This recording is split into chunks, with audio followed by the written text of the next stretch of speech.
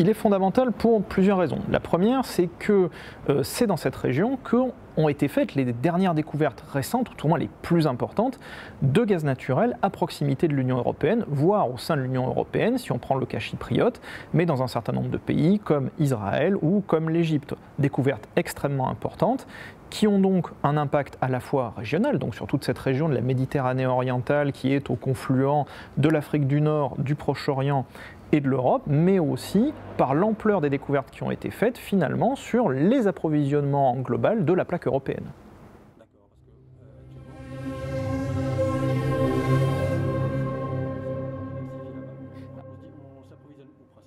Tout dépend du pays bien évidemment, puisque tous les pays européens n'ont déjà, d'une, pas forcément besoin de gaz au même niveau, et deuxièmement, n'ont pas forcément les mêmes fournisseurs de gaz.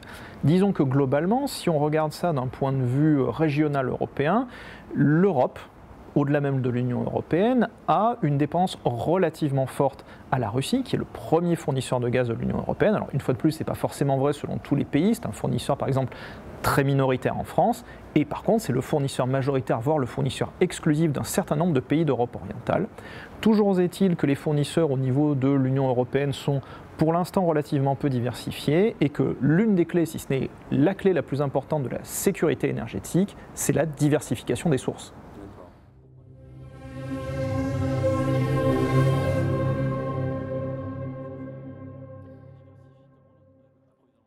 Alors déjà, il faut savoir que la Russie est une source assez minoritaire en France. C'est à peu près une quinzaine de pourcents de l'ensemble de nos approvisionnements gaziers, qui viennent pour l'instant très majoritairement d'Europe, Pays-Bas, Norvège, et ensuite, sur des accords qui sont reconduits tous les 20 ans depuis 1967, d'Algérie. La Russie, finalement, n'est que le, selon les années, 3e à 4e fournisseur de gaz de la France, sachant qu'en plus, petite parenthèse, en France, le gaz ne sert pas ou très peu pour la production d'électricité, ce sont surtout des usages domestiques ou, assez minoritairement aussi, des usages de transport.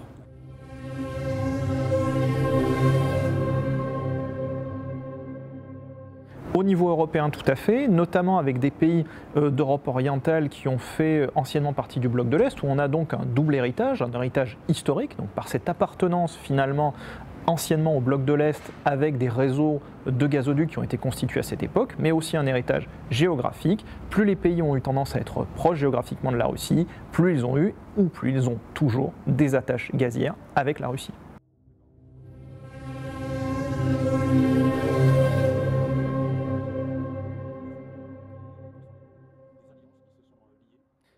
Alors, les premières grandes découvertes, on va les retrouver à partir à peu près de la fin des années 80 et surtout la deuxième moitié des années 2000 en Israël. Israël, qui pendant très longtemps a été un pays extrêmement dépendant de ses approvisionnements en gaz, a commencé de grandes campagnes de forage dans ce qu'on appelle aujourd'hui de manière étendue le bassin levantin, donc dans sa zone économique exclusive, et a découvert un certain nombre de champs qui s'appellent Tamar, qui s'appellent Léviathan. Et à partir de ces grandes découvertes, 2006, 2009, etc., on a commencé à étendre les forages dans les autres pays de ce bassin levantin, en Égypte, avec la découverte du champ de Zohr, et à Chypre, où on a découvert un grand champ qui s'appelle Aphrodite, un champ dont les capacités sont évaluées à peu près à 200 milliards de mètres cubes de capacité, qui a été découvert au début des années 2010. En septembre, Nicosie prend la Turquie de court en annonçant le lancement avec l'américain Noble Energy d'une campagne d'exploration de gaz en Méditerranée. À la clé de ces forages, dans la zone économique exclusive de Chypre, une très grande quantité d'hydrocarbures. Ces opérations interviennent dans un secteur particulièrement prisé depuis la découverte l'an dernier d'un nouveau gisement contenant d'importantes réserves au large d'Israël, du Liban et de Chypre. Et aujourd'hui, on a une extension de ces zones de forage autour de Chypre pour voir s'il n'y aurait pas d'autres grandes découvertes à faire qui soient à la fois intéressantes pour Chypre et l'économie du pays, mais aussi donc dans cette optique de diversification des approvisionnements de l'Union européenne.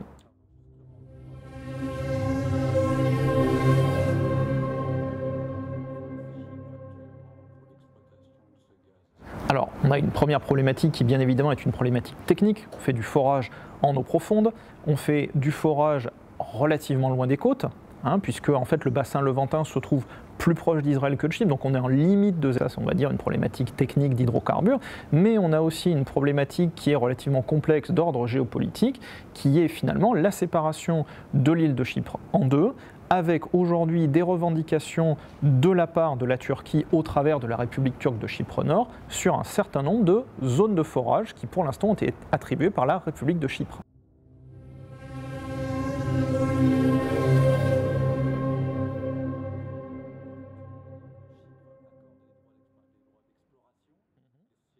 On a un certain nombre de cas qui sont relativement différents. On a, on va dire, 3 grandes sociétés qui sont l'italienne Eni, la française Total et l'américaine ExxonMobil, qui parfois sont en consortium, parfois sont séparées les unes par rapport aux autres. Et Chypre a accordé voilà, des permis de forage finalement dans la ZEE tout autour du sud de l'île. Seulement, une partie de ces zones de forage, c'est notamment le cas du bloc 3, donc c'est celui qui est le plus au nord, sont contestées par la Turquie et la Turquie décide d'intervenir y compris avec des moyens militaires parfois, pour empêcher la présence des navires de forage. C'est notamment ce qui s'est passé en février 2018 avec l'interception d'un navire de forage qui était le Saipem 1200. Quelle a été la conséquence? Quelles sont les réactions et quelles sont les conséquences à cette action turque? Alors, les conséquences pour l'instant, elles sont déjà au niveau du rapport entre l'entreprise Eni et la Turquie. Ça a été finalement un rejet très fort de la part de la Turquie de l'entreprise Eni, même si l'entreprise Eni est de facto présente en Turquie puisqu'elle opère une partie du gazoduc Blue Stream qui relie la Turquie à la Russie. Donc c'est une entreprise qui a été quelque part expulsée de Turquie mais qui est de toute façon toujours présente. Et d'un autre côté, ça a créé une incertitude niveau géopolitique sur cette question du gaz chypriote ou tout au moins sur la question du bloc 3. Et donc aujourd'hui, on est dans une forme d'attente, voire d'attentisme de la part des sociétés pétrogazières occidentales qui justement se demandent jusqu'à quel point elles peuvent aller mettre en œuvre ces permis d'exploration-production qu'on leur a donnés sans risquer une escalade, sans risquer une interception. Donc finalement, le développement gazier chypriote qu'on avait annoncé extrêmement fort, il est très intéressant sur la partie sud, mais sur la partie nord, il est aujourd'hui beaucoup plus contesté.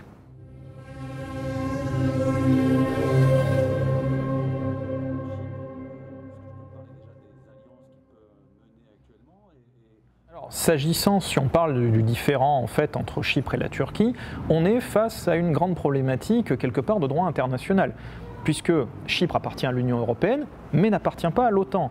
Ce qui est le contraire de la Turquie. La Turquie appartient à l'OTAN mais n'appartient pas à l'Union européenne. Donc si on imaginait, j'allais dire, un scénario du pire, la question de savoir qu'est-ce qui serait privilégié quelque part, est-ce que ce serait l'alliance militaire ou l'alliance politique, sachant que cette alliance politique, l'Union européenne, inclut aussi un devoir de solidarité militaire, finalement personne n'en sait rien et ça reste un des grands nœuds et une des grandes problématiques qui sont à trancher dans cette question-là, qui est une question extrêmement complexe, qui vient se surrajouter à une problématique qui, pour le coup, est ancienne de plusieurs décennies.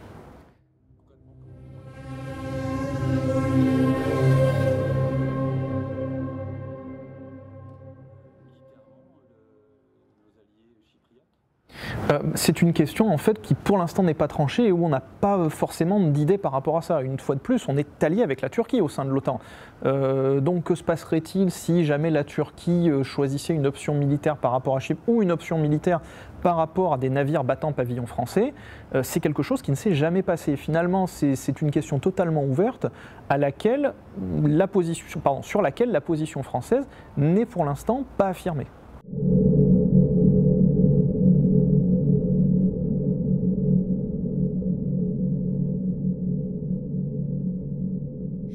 Une affaire très grave, c'est ainsi que la ministre française des Armées Florence Parly a qualifié ce qui s'est passé il y a quelques jours au large de la Libye, un accrochage entre un navire militaire français qui participait à une mission de l'OTAN en Méditerranée et des frégates turques. Paris parle de manœuvres agressives. On va essayer d'y voir plus clair avec vous, Armelle Charrier, c'est votre décryptage de ce matin. Bonjour Armelle, d'abord est-ce que l'on sait ce qu'il s'est passé sur l'eau ? Oui, on sait ce qui s'est passé sur l'eau. Il y a eu en fait un navire qui était turc et qui a vu une frégate française être à côté. Vous savez qu'on est sous un embargo. Normalement, il n'y a pas d'armes qui doivent être livrées à la Libye. Et la frégate française, lorsqu'elle a croisé effectivement et qu'elle s'est approchée du navire turc, a vu en fait un radar qui pointait sur elle.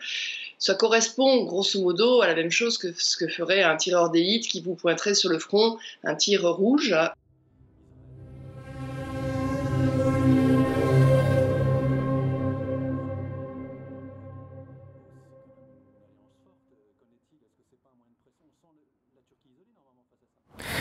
La Turquie isolée, une fois de plus, jusqu'à un certain point, c'est-à-dire qu'il faut replacer cette question énergétique et donc géoéconomique dans une problématique géopolitique beaucoup plus vaste, et notamment le rôle des États-Unis et la réaction des États-Unis par rapport à la Turquie ne peut pas se faire que de ce simple point de vue-là. Il y a aussi tout un enjeu du rôle de la Turquie dans l'OTAN, de la relation américano-turque, du rapport aussi de la Turquie à la Russie, qui fait que finalement, là où les ministres de l'énergie des pays du consortium à l'origine pour le gazoduc ISMED, donc Israël, Chypre, la Grèce, auquel on peut rajouter l'Égypte, puisque l'Égypte, même si elle n'est pas partie au consortium du gazoduc ISMED, est aussi intéressée pour l'exportation du gaz chypriote, ont été relativement différentes de la position américaine, puisque la position américaine a été très claire à l'issue de cette rencontre, a été de dire le rôle des États-Unis, c'est de s'assurer que les ressources qui seraient exploitées dans le cadre chypriote de la Méditerranée orientale soient réparties équitablement, puisque c'était le texte de l'accord, entre les deux communautés. Donc les États-Unis, finalement, ne se positionnent pas réellement ou pour l'un ou pour l'autre, puisque les intérêts des États-Unis sont très partagés dans la région.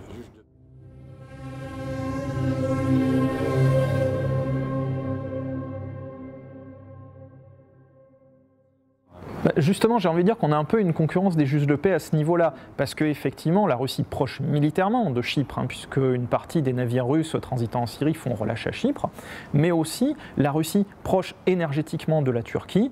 Est-ce que quelque part, on n'est pas là aussi sur une forme de monnaie d'échange et sur une forme d'apaisement des relations, et donc, une fois de plus, une forme de concurrence entre les États-Unis et la Russie pour quelque part imposer sa capacité ou de pacificateur, ou on va dire de grand médiateur de cette région Méditerranée orientale, un peu Proche-Orient étendu finalement.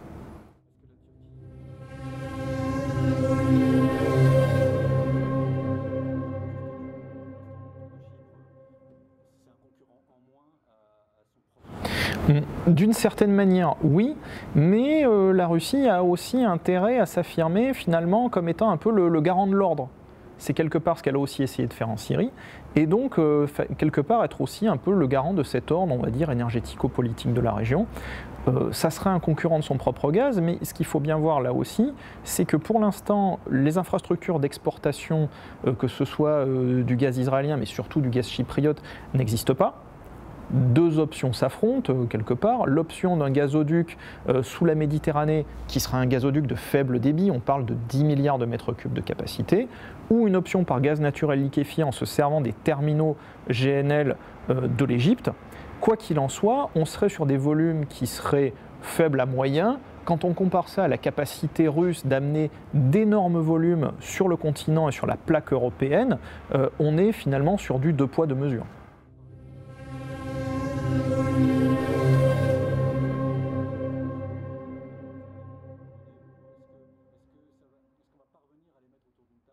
Alors, ça peut devenir un élément stabilisateur, c'est toujours la problématique. Israël a découvert d'immenses réserves de gaz. Le champ de Léviathan notamment est un champ qui va permettre à Israël d'avoir, selon sa consommation et selon sa production, des décennies, voire quasiment un siècle de capacité. Il est très largement au-delà des besoins israéliens, c'est un champ qui est destiné à l'exportation et donc finalement Israël a une forme de trésor. Si demain au Liban on est capable de découvrir des équivalents de ce champ ou des capacités d'exportation très importantes, il est bien évident qu'il sera plus facile de mettre tout le monde autour de la table pour le règlement du différend de la ZEE, même s'il ne sera pas un règlement qui sera facile, plutôt que si les ressources sont plus limitées et où donc la confrontation pour savoir qui sera capable de tirer profit de la rente associée, là sera beaucoup plus importante.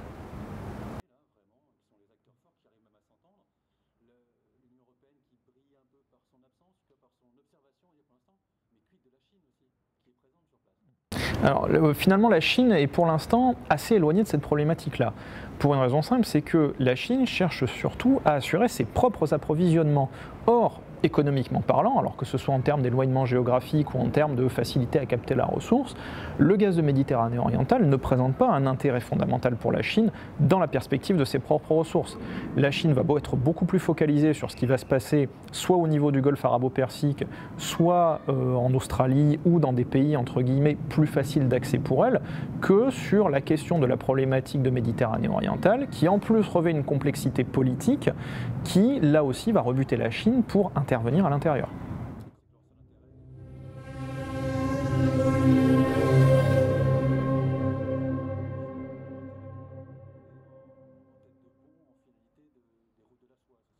C'est exactement ça, c'est-à-dire qu'on est véritablement au confluent de ces trois zones géographiques, Afrique du Nord, Europe et proche Moyen-Orient, et personne n'a intérêt, pour l'instant, de manière très claire, à un dérapage dans cette zone qui soit provoqué par cette question gazière ou par une autre question.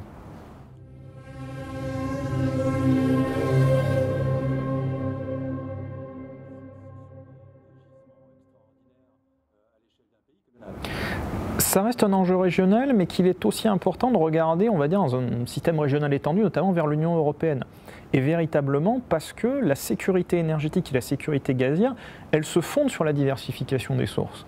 Plus l'Union européenne sera capable d'avoir un panel de sources à sa disposition, même si ce sont des sources modestes, même si les systèmes logistiques d'approvisionnement, qui soient par les terminaux GNL ou qui soient par les gazoducs, demeureront limités, plus il y aura de sources, plus ce sera intéressant. Donc il y a aussi cette question-là qui est à prendre en compte. Évidemment, Chypre ou Israël, demain, n'auront pas la place que la Russie a dans le système gazier mondial. Mais il faut bien évidemment toujours l'intégrer dans cette espèce de relation à deux entre le producteur et l'acheteur.